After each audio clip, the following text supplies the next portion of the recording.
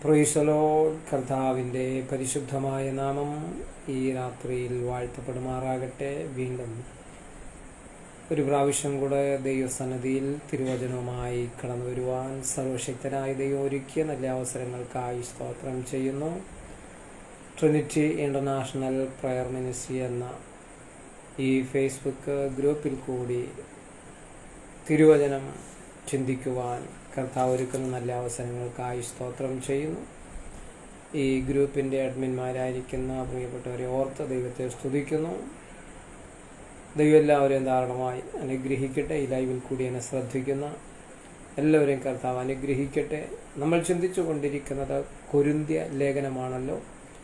1 കൊരിന്ത്യ ലേഖനം 16-ാം അധ്യായം അതിൻ്റെ 9-ാമത്തെ വാക്യമാണ് ഇന്ന് നമ്മൾ ചിന്തിക്കുവാൻ ആഗ്രഹിക്കുന്നത്. 1 കൊരിന്ത്യ ലേഖനം 16-ാം അധ്യായം 9-ാമത്തെ വാക്യം ദൈവസന്നിധിയിൽ വായിക്കുന്നു. എനിക്ക് വലിയതും സഫലവുമായ ഒരു വാതിൽ തുറന്നിരിക്കുന്നു, എതിരാളികളും പലർ ഉണ്ട്. പരിശുദ്ധ പിതാവേ, സ്വർഗ്ഗ നല്ല ദൈവമേ, നല്ല സമയത്തിനായി സ്തോത്രം. കർത്താവേ, ഈ രാത്രിയും ദൈവദിനവുമായി കർത്താവിൻ്റെ സന്നിധിയിൽ അടുത്ത് വരുവാൻ സ്വർഗമിടയാക്കിയല്ലോ.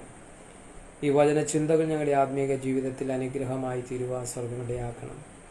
ഈ ലൈവിൽ എന്നെ ശ്രദ്ധിക്കുവാൻ പോകുന്ന എല്ലാവരും ദൈവം അനുഗ്രഹിക്കണമേ. ഈ മിനിസ്ട്രിയുടെ പ്രവർത്തനങ്ങളെ ദൈവം അനുഗ്രഹിക്കണമെന്ന് പ്രാർത്ഥിക്കുന്നു. ദൈവകരങ്ങളിൽ ഏൽപ്പിക്കുന്നു. യേശു കർത്താവിൻ നാമത്തിൽ കേൾക്കണം പിതാവേ, ആമേൻ. Praise the Lord. ഒരിക്കൽ കൂടി എല്ലാവർക്കും ക്രിസ്തുവേശുവിലുള്ള സ്നേഹവും വന്ദനവും അറിയിക്കുന്നു. കർത്താവ് ധാരാളമായി എല്ലാവരെയും അനുഗ്രഹിക്കട്ടെ. Praise the Lord. 1 കൊരിന്ത്യ ലേഖനം 16-ാം അധ്യായം അതിൻ്റെ 9-ാമത്തെ വാക്യത്തിൽ നമ്മളിങ്ങനെ വായിക്കുന്നു. എനിക്ക് വലിയതും സഫലവുമായ ഒരു വാതിൽ തുറന്നിരിക്കുന്നു, എതിരാളികളും പലർ ഉണ്ട്. എന്താണ് ഇവിടെ തുറന്നിരിക്കുന്ന? അപ്പോസ്തലനായ പൗലോസിന് തുറന്നിരിക്കുന്ന വാതിൽ എന്താണ്? ആ വലിയ വാതിൽ, സഫലമായ ഒരു വാതിൽ തുറന്നിരിക്കുന്നു, എതിരാളികളും പലർ ഉണ്ട് എന്നാണ് അപ്പോസ്തലനായിരിക്കുന്ന പൗലോസ്ലീഹ പറയുന്നത്. ഈ ദൈവവചനം ഏറ്റവും കൂടുതൽ ഉപയോഗിക്കുന്നത് പ്രവാചകന്മാരായ വ്യക്തികളാണ്. കാരണം ഈ വാക്യത്തിൻ്റെ അർത്ഥം അല്ലെങ്കിൽ വാക്യം വായിച്ചിട്ട് അവർ പറയുന്നത്, ദൈവം നമുക്ക് എന്ത് ചെയ്തിരിക്കുന്നു? വലിയ വാതിൽ തുറന്നിരിക്കുന്നു. ആ വാതിൽ സഫലമായൊരു വാതിലാണ്. അത് വലിയതാണ്, വിശാലമുള്ളതാണ്. പക്ഷേ എതിരാളികളുണ്ട്. എന്തിന്? ആ വാതിലിൽ കൂടി ലഭിക്കുന്ന നന്മകൾ പ്രാപിക്കാതിരിക്കാൻ എതിരാളിയായ പിശാച് എന്ത് ചെയ്യുന്നു? പൊരുതുന്നു എന്നാണ് അവർ പൊതുവെ ധരിച്ചു വച്ചിരിക്കുകയും വിശ്വാസികളെ പഠിപ്പിക്കുകയും ചെയ്യുന്നത്. എന്നാൽ അപ്പോസ്തലനായ പൗലോസ്ലീഹ കൊരിന്ത്യ ലേഖനം 16-ാം അധ്യായം അതിൻ്റെ 9-ാമത്തെ വാക്യത്തിൽ പറയുന്ന വലിയതും സഫലവുമായ ഒരു വാതിൽ, തുറക്കപ്പെട്ട ആ വാതിൽ എന്താണ് എന്ന് വേദപുസ്തകം പഠിച്ചെങ്കിലേ മനസ്സിലാക്കാൻ കഴിയത്തു. എതിരാളികളുള്ള, തടസ്സം നിൽക്കുന്ന, മുന്നോട്ട് പോകാൻ കഴിയാതെ തന്നെ തടസ്സപ്പെടുത്തുന്ന എതിരാളികൾ, ആ വാതിലേതാണ്? അപ്പോസ്തലനായ പൗലോസ്ലീഹ പറയുന്ന വാതിലേതാണ്? തനിക്ക് വേണ്ടി തുറന്നിരിക്കുന്ന വാതിൽ എന്താണ്? പൗലോസിന്റെ മുമ്പിൽ തുറക്കപ്പെട്ട ഒരു വാതിൽ, അതിൽ പ്രവേശിക്കാൻ പൗലോസ് ആഗ്രഹിക്കുന്നുവെങ്കിലും പക്ഷേ എതിരാളികൾ പലരാണ്. നമ്മൾ വിചാരിക്കുന്നത് രാജ്യങ്ങളിൽ നിന്ന് രാജ്യങ്ങളിലേക്ക് ദൈവം തുറന്നു തരുന്ന അനുഗ്രഹത്തിൻ്റെ ഒരു പാതയാണ് എന്നാണ് നമ്മൾ ചിന്തിക്കുന്നത്. നമ്മൾ അതേ ചിന്തിക്കുകയും നമ്മളെ കൊണ്ട് അതേ ചിന്തിപ്പിക്കുകയും. എന്നാൽ അപ്പോസ്തലനായ പൗലോസിന് ഇവിടെ തുറക്കപ്പെട്ട ഈ വാതിൽ എന്ന് പറയുന്നത് തൻ്റെ സുവിശേഷ വേലയ്ക്ക് വേണ്ടിയുള്ള വാതിലാണ്. അപ്പോസ്തലന്മാരുടെ പുസ്തകം 16-ാം അധ്യായം അതിൻ്റെ 9-ാമത്തെ വാക്യത്തിൽ ഇങ്ങനെ പറയുന്നു. അപ്പോസ്തലന്മാരുടെ പുസ്തകം 16-ാം അധ്യായം 9-ാമത്തെ വാക്യത്തിൽ അപ്പോസ്തലനായ പൗലോസിൻ്റെ മിഷണറി യാത്രയെക്കുറിച്ച് നമുക്കവിടെ കാണുവാൻ കഴിയുന്നുണ്ട്. 16-ന്റെ 9-ാമത്തെ വാക്യം. അവിടെ വെച്ച് രാത്രിയിൽ മാസിഡോണിയക്കാരനായ ഒരു പുരുഷൻ പൗലോസിൻ്റെ അരികെ നിന്ന്, നീ മാസിഡോണിയയിലേക്ക് കടന്നു വന്ന് ഞങ്ങളെ സഹായിക്ക എന്ന് തന്നോട് അപേക്ഷിക്കുന്നതായി ഒരു ദർശനം കണ്ടു. പൗലോസിൻ്റെ മിഷണറി യാത്രയിൽ അപ്പോസ്തലനായ പൗലോസ് മാസിഡോണിയയെക്കുറിച്ചൊരു ദർശനം കാണുകയാണ്. ഒരു ദർശനം. അവിടെ വെച്ച് ആ രാത്രിയിൽ മാസിഡോണിയക്കാരനായ ഒരു പുരുഷൻ പൗലോസിൻ്റെ അരികെ നിന്ന്, നീ മാസിഡോണിയയിലേക്ക് കടന്നു വന്ന് ഞങ്ങളെ സഹായിക്ക എന്ന് തന്നോട് അപേക്ഷിക്കുന്നതായി ഒരു ദർശനം കണ്ടു. അപ്പോൾ അപ്പോസ്തലനായ പൗലോസിന് തുറക്കപ്പെട്ട വാതിൽ എന്ന് പറയുന്നത് മാസിഡോണിയയിൽ നിന്ന് ഒരു വ്യക്തി, ഒരു ചെറുപ്പക്കാരൻ പൗലോസിനെ മാടി വിളിക്കുകയാണ്. എന്താണ് മാടി വിളിക്കുന്നത്? നീ ഇവിടത്തോളം വന്ന് ഞങ്ങളെ എന്ത് ചെയ്യുക? സഹായിക്കുക. പൗലോസിന് ഏതെങ്കിലും ഒരു വഴി, ഏതെങ്കിലും ഒരു മാർഗം തുറന്നു കിട്ടുന്നതിന് വേണ്ടി, ആ സ്ഥലത്തു ചെന്ന് സുവിശേഷം അറിയിക്കുവാൻ വേണ്ടി ആഗ്രഹത്തോടെ വെമ്പലോടെ കാത്തിരിക്കുന്ന പൗലോസിൻ്റെ ജീവിതത്തിൽ ലഭിച്ച ഒരു ദർശനമാണ്. മാസിഡോണിയക്കാരനായ ഒരു മനുഷ്യൻ പൗലോസിനെ വിളിക്കുകയാണ്. നീ എന്ത് ചെയ്യുക? ഇവിടത്തോളം വന്ന് ഞങ്ങളെ സഹായിക്കുക എന്ന് പറഞ്ഞാൽ മാസിഡോണിയയിലേക്ക് കടന്നു വരിക, ദൈവത്തിൻ്റെ വചനം ഞങ്ങളോട് പറയുക. അതാണ് അപ്പോസ്തലനായിരിക്കുന്ന പൗലോസ് കൊരിന്ത്യ ലേഖനത്തിൽ രേഖപ്പെടുത്തുന്നത്. എനിക്ക് വലിയതും സഫലവുമായ ഒരു വാതിൽ തുറന്നിരിക്കുന്നു. നമ്മളെയൊക്കെ സംബന്ധിച്ചിടത്തോളം ഈ വാക്യം വായിക്കുമ്പോൾ നമ്മൾ വിചാരിക്കുന്നത് ഏതോ വിദേശ രാജ്യങ്ങളിലേക്കുള്ള ഒരു യാത്രയാണ്, അല്ലെങ്കിൽ ഭൗതിക നന്മയുടെ ഒരനുഭവമാണ് ദൈവം തുറന്നതെന്നാണ് നമ്മൾ ചിന്തിക്കുന്നത്. എന്നാൽ പൗലോസിനെ സംബന്ധിച്ചിടത്തോളം അതല്ല. പൗലോസിന് മറ്റൊരു രാജ്യത്തേക്ക് കടന്നു പോകുവാൻ, കർത്താവിൻ്റെ വചനവുമായി കടന്നു പോകുവാനുള്ള ഒരു വഴി തുറന്നു കിട്ടി. അതിൽ അവൻ സന്തോഷിക്കുകയാണ്. ഏതെങ്കിലും ഒരു മാർഗം പൗലോസിൻ്റെ മുമ്പിൽ തുറന്നു കിട്ടിയാൽ അതിൽ കൂടി പ്രവേശിച്ച് കർത്താവിൻ്റെ രാജ്യത്തിനു വേണ്ടി അധ്വാനിക്കുവാൻ ആഗ്രഹിക്കുന്ന പൗലോസിൻ്റെ ജീവിതത്തിൽ സന്തോഷകരമായ, പ്രത്യാശകരമായിരിക്കുന്ന, അത്ഭുതകരമായിരിക്കുന്ന ഒരു ദർശനം തനിക്ക് ലഭിക്കുവാൻ ഇടയായി തീർന്നു. അതാണ് മാസിഡോണിയക്കാരനായിരിക്കുന്ന ഒരു വ്യക്തി ഞങ്ങളെ വന്ന് സഹായിക്കുക എന്ന് പറഞ്ഞ് വിളിക്കുന്നതാണ്. സുവിശേഷ ഘോഷണത്തിനു വേണ്ടി അപ്പോസ്തലനായ പൗലോസിനും തുറക്കപ്പെട്ട വാതിലാണ്, വലിയതും സഫലവുമായ ഒരു വാതിലെന്ന് അപ്പോസ്തലനായ പൗലോസ് പറയുന്നത്. അത് അനുഗ്രഹത്തിൻ്റെ വാതിലല്ല, പൗലോസിനെ സംബന്ധിച്ചിടത്തോളം അത് അനുഗ്രഹത്തിൻ്റെ വാതിലാണ്. കാരണം സുവിശേഷം പറയാനുള്ള ഒരു അനുഗ്രഹത്തിൻ്റെ വാതിൽ. നമ്മെ സംബന്ധിച്ചിടത്തോളം കഷ്ടതയുടെ ഒരു വാതിൽ. നമ്മളതാണല്ലോ ചിന്തിക്കുന്നത്. നമ്മൾ മറ്റ് ഇതര രാജ്യങ്ങളിലേക്ക് പോകുന്നതാണ്. അവിടെ സഭകളിൽ പ്രസംഗിക്കാൻ പോകുന്നു. സുവിശേഷം പ്രസംഗിക്കാൻ പോകുന്നതല്ല, സഭകളിൽ പ്രസംഗിക്കാൻ പോകുന്നത്. നൈജീരിയയോ ദക്ഷിണാഫ്രിക്കയോ ഇങ്ങനെയുള്ള സ്ഥലങ്ങളിലേക്ക് പോകുന്നത് ആരും എന്ത് ചെയ്യുന്നില്ല, തിരഞ്ഞെടുക്കുന്നില്ല. ആ മറ്റുള്ള രാജ്യങ്ങളിലുള്ള സഭകളിൽ പ്രസംഗിക്കുവാൻ ആഗ്രഹിക്കുകയാണ്. അപ്പോൾ പൗലോസിനെ സംബന്ധിച്ചിടത്തോളം പൗലോസിന് തുറക്കപ്പെട്ട വാതിൽ എന്ന് പറയുന്നത്, സഫലമായിരിക്കുന്ന വാതിൽ എന്ന് പറയുന്നത്, വിശാലമായ വാതിൽ എന്ന് പറയുന്നത് കർത്താവിൻ്റെ സുവിശേഷം അറിയിക്കുവാനുള്ള ഒരു വാതിലാണ്.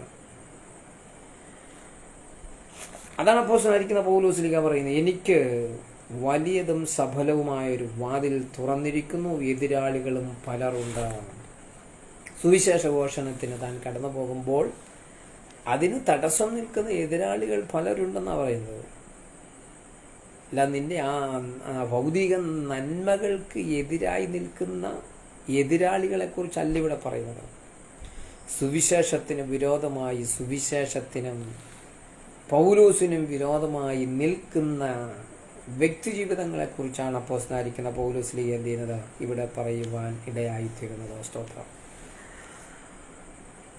2 കൊരിന്ത്യർ ലേഖനം 2-ാം അധ്യായം 12-ാമത്തെ വാക്യത്തിൽ ഇങ്ങനെ പറയുന്നു. 2 കൊരിന്ത്യർ ലേഖനം 2-ന്റെ-12-ാമത്തെ വാക്യത്തിൽ അപ്പോസ്തലനായിരിക്കുന്ന പൗലോസ് ഇങ്ങനെ പറയുന്നു,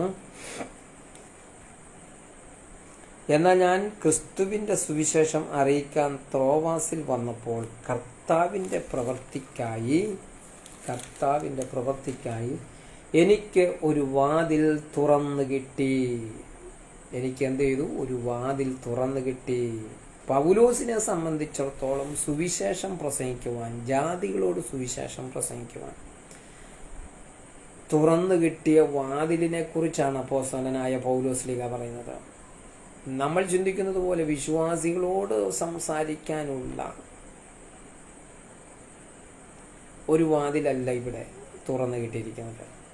അനുഗ്രഹത്തിൻ്റെ വാതിലല്ല, മറിച്ച് കഷ്ടതയുടെ ഒരു വാതിലാണ് പൗലോസിന് എന്ത് ചെയ്തത്, ഇവിടെ തുറന്നു കിട്ടിയിരിക്കുന്നത്. അവിടെ പറയുകയാണ്, എനിക്കൊരു വാതിൽ തുറന്നു കിട്ടി. Praise the Lord. ഇതാണ് അപ്പോസ്തലനായ പൗലോസിന് തുറന്നു കിട്ടിയ വാതിൽ. പക്ഷേ എതിരാളികളും പലരുണ്ടെന്നാണ് അപ്പോസ്തലനായിരിക്കുന്ന പൗലോസ്ലീഹ പറയുന്നത്. സ്തോത്രം. അപ്പോസ്തലന്മാരുടെ പുസ്തകം 19-ാം അധ്യായം അതിൻ്റെ 23-ാമത്തെ വാക്യത്തിൽ ഇങ്ങനെ പറയുന്നു. 19-23. ആ കാലത്ത് ഈ മാർഗത്തെ ചൊല്ലി വലിയ കലഹം ഉണ്ടായി. ഈ മാർഗത്തെ ചൊല്ലി എന്തുണ്ടായി? വലിയ കലഹമുണ്ടായി. അപ്പോൾ എതിരാളികൾ ഉണ്ട്. 41-ാമത്തെ വാക്യം വരെയും ആ ഒരു അനുഭവത്തെക്കുറിച്ചാണ് അപ്പോസ്തലനായ പൗലോസ്ലീഹ പറയുന്നത്. നമുക്കറിയാം ആ ചരിത്രം, എഫേസോസിലുണ്ടായ ആ വലിയ കലക്കം. അവിടെ പറയുന്ന ആ വിഷയം, വെള്ളി കൊണ്ട് അർത്തമീസ് ദേവിയുടെ ക്ഷേത്രരൂപങ്ങൾ നിർമ്മിക്കുന്ന ദെമത്രിയോസ് എന്ന തട്ടാൻ തൊഴിൽക്കാർക്ക് വളരെ വരുമാനം ഉണ്ടാക്കി വന്നു. അവരെയും ആ തൊഴിൽ ഉൾപ്പെട്ട മറ്റു വേലക്കാരെയും കൂട്ടിവരുത്തി, പുരുഷന്മാരെ, നമ്മുടെ സമ്പാദ്യം ഈ തൊഴിൽ കൊണ്ടാകുന്നു എന്ന് നിങ്ങൾക്ക് ബോധ്യമല്ലോ. എന്നാൽ ഈ പൗലോസ് എന്നവൻ കയ്യാൽ തീർത്തത് ദേവന്മാരല്ല എന്ന് പറഞ്ഞ് കൊണ്ട് എഫേസോസിൽ മാത്രമല്ല മിക്കവാറും ആസിയിലൊക്കെയും വളരെ ജനങ്ങളെ സമ്മതിപ്പിച്ചു മറിച്ചു കളഞ്ഞു എന്ന് നിങ്ങൾ കണ്ടും കേട്ടുമിരിക്കുന്നുവല്ലോ. അതിനാൽ നമ്മുടെ തൊഴിൽ കുഴപ്പത്തിലാകുമെന്ന് മാത്രമല്ല, അർത്തമീസ് മഹാദേവിയുടെ ക്ഷേത്രം ഏതുമില്ല എന്ന് വരികയും ആസ്യ മുഴുവൻ ഭൂതലം ഭജിച്ചു പോരുന്നവളുടെ മഹാത്മ്യം അസ്തമിച്ചു പോവുകയും ചെയ്യുമെന്ന് പറഞ്ഞു. ഒന്ന്, അവരുടെ വരുമാന മാർഗം നിന്നു പോകും. 2, ഈ അർത്തമീസ് ദേവിയുടെ മാഹാത്മ്യം എന്തു ചെയ്യും? അസ്തമിച്ചു പോകും. പിശാചിൻ്റെ പ്രശസ്തി എന്തു ചെയ്യും? നഷ്ടപ്പെട്ടു പോകും. അനേകരെന്ത് ചെയ്തു? പൗലോസിൻ്റെ വാക്കാൽ, പൗലോസിൻ്റെ പ്രസംഗത്താൽ അനേകരെന്ത് ചെയ്തു? അർത്തമീസ് ദേവി ഒന്നുമല്ലെന്ന് എന്ത് ചെയ്തു? മനസ്സിലാക്കി. അപ്പോഴാണ് പിശാച് എന്ത് ചെയ്തത്? ആ ദെമത്രിയോസിൽ പ്രവേശിച്ച് പൗലോസിനെ എന്ത് ചെയ്തത്? ഉപദ്രവിക്കുവാൻ ഇടയായി തീർന്നത്. അപ്പോൾ അവിടെ എന്ത് ചെയ്തു? എതിരാളികൾ, അനേകം എതിരാളികൾ സുവിശേഷത്തിന് വിരോധമായി, പൗലോസിന് വിരോധമായി എഴുന്നേറ്റു. അതുകൊണ്ടാണ് അപ്പോസ്തലനായിരിക്കുന്ന പൗലോസ്ലീഹ പറഞ്ഞത്, എനിക്ക് വലിയതും സഫലവുമായ ഒരു വാതിൽ തുറന്നു കിട്ടിയിട്ടുണ്ട്, പക്ഷേ എതിരാളികളും പലരാണ്. പലരുണ്ട് എതിരാളികൾ, എതിർപ്പുണ്ട്. ഹല്ലേലൂയ. വേദപുസ്തകത്തിൽ ചില വാതിലുകളെ കുറിച്ച് നമുക്ക് കാണുവാൻ കഴിയും. യോഹന്നാന്റെ സുവിശേഷം 10-ാം അധ്യായം 9-ാമത്തെ വാക്യത്തിൽ കർത്താവ് പറഞ്ഞു, ഞാൻ തന്നെ വാതിൽ. 10-ന്റെ 9-ാമത്തെ വാക്യം, യോഹന്നാന്റെ സുവിശേഷം 10-ാം അധ്യായം 9-ാമത്തെ വാക്യത്തിൽ, ഞാൻ വാതിലാകുന്നു. ഞാൻ ആരാണ്? വാതിലാകുന്നു. എന്നിലൂടെ കടക്കുന്നവൻ രക്ഷപ്പെടും. അവനകത്തു വരികയും പുറത്തു പോവുകയും മേച്ചിൽ കണ്ടെത്തുകയും ചെയ്യും.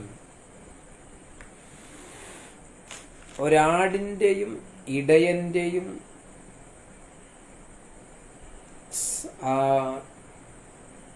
പശ്ചാത്തലത്തിലാണ് എന്ത് ചെയ്യുന്നത്? താനിവിടെ പറയുന്നത്. ഇടയൻ ആടുകളെ എല്ലാം കൂട്ടിൽ നിന്നും പുറത്തിറക്കി എന്ത് ചെയ്യുന്നു? കൊണ്ടുപോകുന്നു. മേഞ്ഞ ആടുകൾ വയറ് നിറച്ചതിന് ശേഷം എന്ത് ചെയ്യുകയാണ്? ആ ഇടയൻ വീണ്ടും അതിനെ കൂട്ടിലേക്ക് കയറ്റുകയാണ്.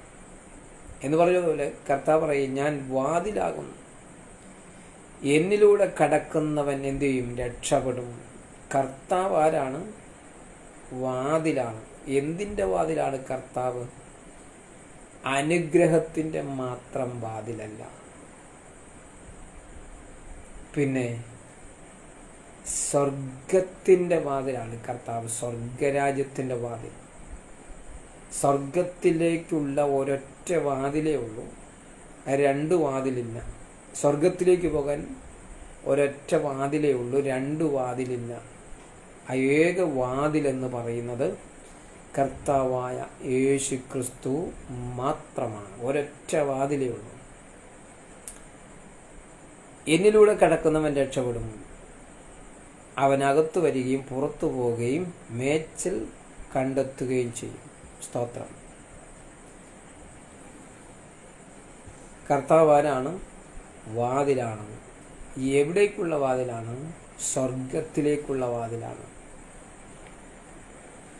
എല്ലാ മനുഷ്യന്റെ ആഗ്രഹം എവിടെ പോകണമെന്നാണ്? സ്വർഗത്തിൽ പോകണമെന്ന്. എങ്ങനെ പോകണമെന്ന്? വല്ല വിധേനയും പോകണമെന്ന് ആഗ്രഹിക്കുന്നവരുണ്ട്.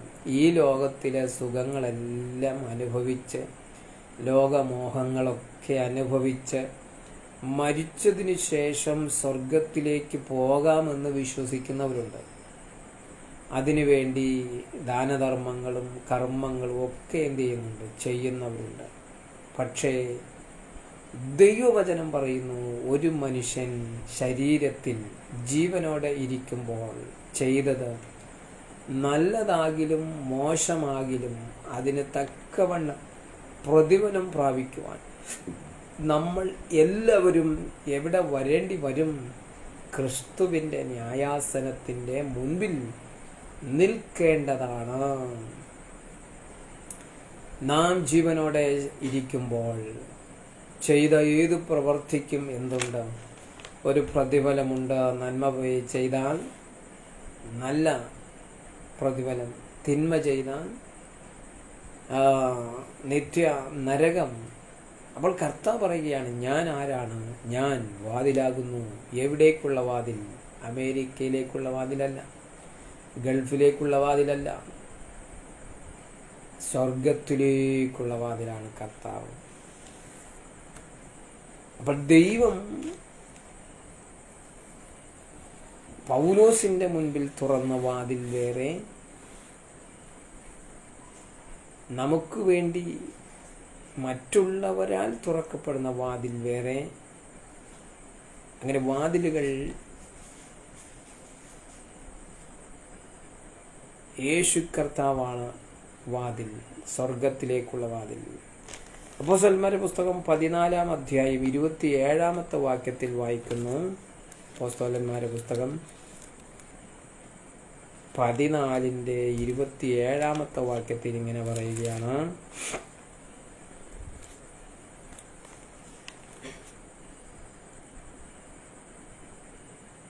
അവിടെ എത്തിയ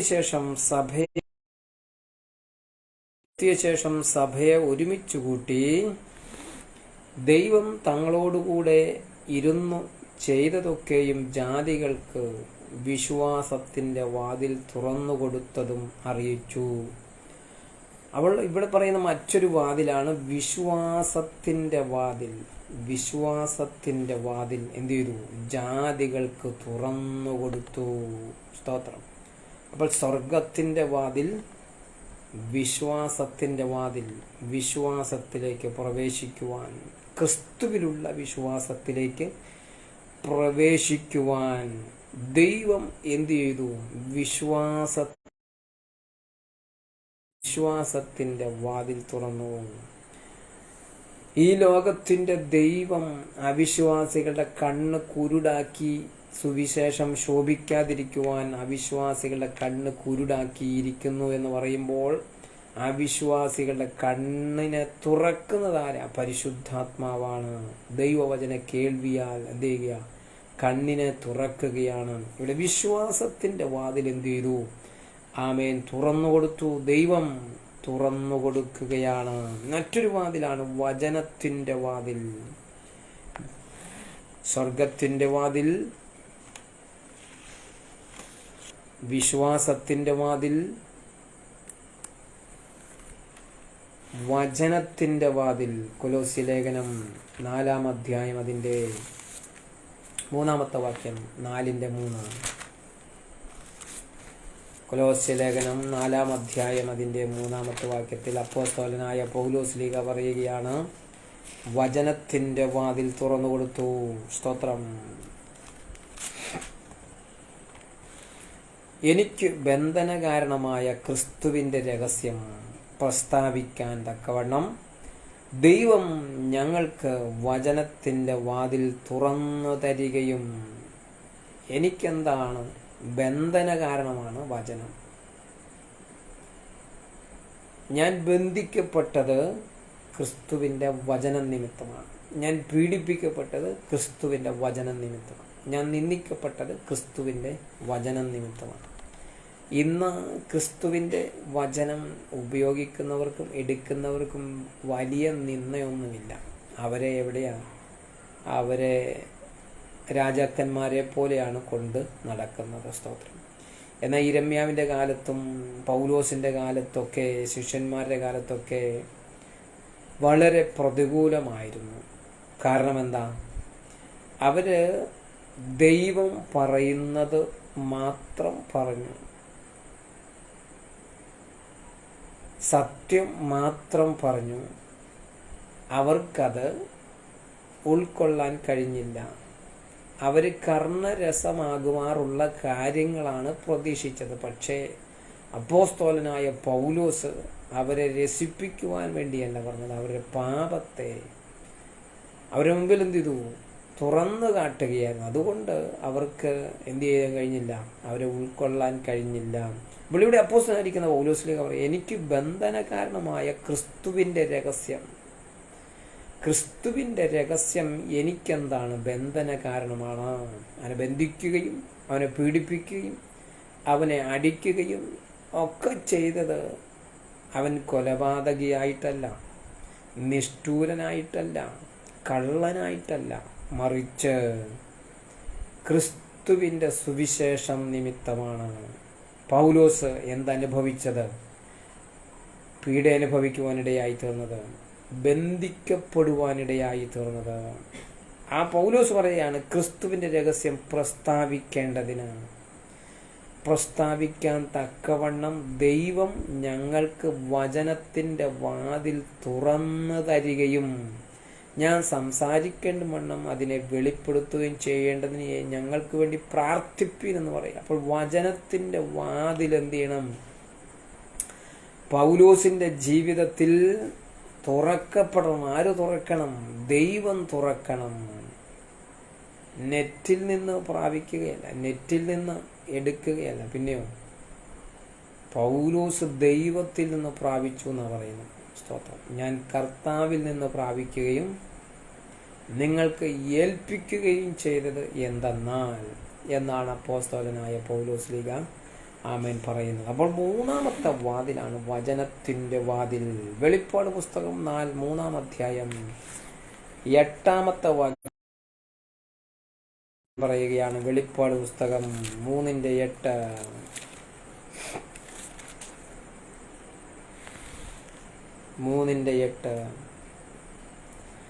ഞാൻ നിന്റെ പ്രവൃത്തി അറിയുന്നു.